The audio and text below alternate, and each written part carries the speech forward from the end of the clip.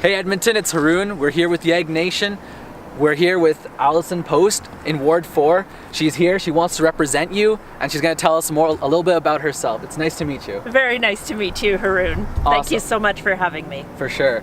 So, the first thing I want to ask you is because we are YEGnation, one of the biggest things we're trying to do is we're trying to get people to come out and vote. October Absolutely. 16th, guys. It's critical you vote. For sure. And so we want to know, how do you plan to engage young people and bring them out to the polls? Absolutely. Thank you so much for the question. I think that in terms of my engagement with young people, it will be the same as I've done throughout my 30 years in public service, including the Women's March that I helped to co-organize in January of this year. It wasn't a beautiful day like this, but it was.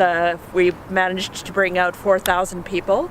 Young people, older folks, men, women, boys, girls, and we focused on creating and continuing to foster a diverse and inclusive Edmonton. We had representatives from every possible group, including Muslim people, including youth, Youth Poet Laureate. We had representatives from the LGBTQ community, from the elected officials community, the people with disabilities community, elders, etc., the Indigenous community, of course. And so in addition to the Women's March, I've been involved in a number of initiatives as a mentor myself through Youth at Risk and a number of other things.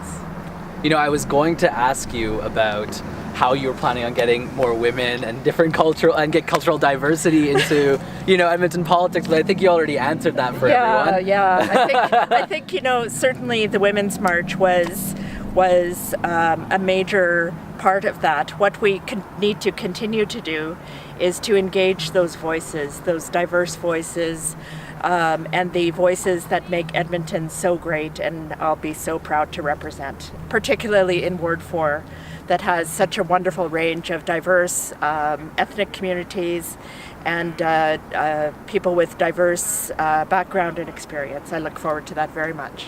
I'm very happy to see a woman running. Thank you very much.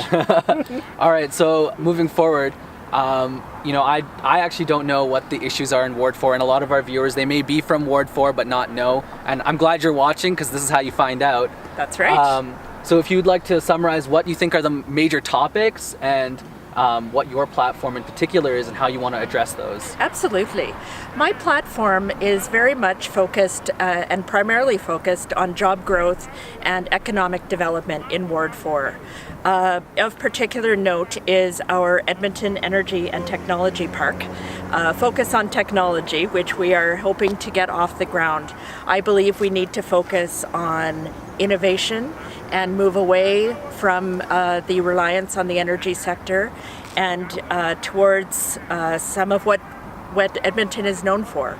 Innovation, companies focused on technology, companies focused on bringing new and fresh ideas, similar to what Google is doing in Edmonton, and we hope to bring in larger companies like that to the Energy and Technology Park, which is located right here in Ward 4. Awesome. That's actually pretty brilliant. So my next question is so we're in Ward 4, and one of the things that I like to, just to get people thinking, because, they may not be interested in, business infrastructure. What are some things that the municipal government does that that you would have an influence in, that, some people who may not be may not want to go out and vote and may not want to go through the effort, may get them, just push them over the edge. Just get them over to the edge and get them to the polls, Absolutely. Well, municipal government impacts 80% of what any given citizen does every day, and the services that are provided to them every day from the municipality. From roads to sidewalks to the lovely Clairview Rec Centre to garbage collection to all of that stuff. So it is critical that your representatives are well-versed in all of these issues and are committed to ensuring that residents have a voice in all of these issues, and I intend to represent the concerns of the whole community. Awesome. I guess, is there anything you'd like to say to the people who are, who want to vote for you, and the people who, are considering you amongst other candidates, which is going to be a lot of people? Yes, what makes we have you stand 12 out? candidates so far that are declared. Ward 4 is very large. Yes, it is. So what makes you stand out, I guess, is what I'm trying to say. Absolutely. I'm the only candidate in the Ward 4 pool of 12 candidates so far that has 30 years of public service experience, that has experience in actually building Ward 4.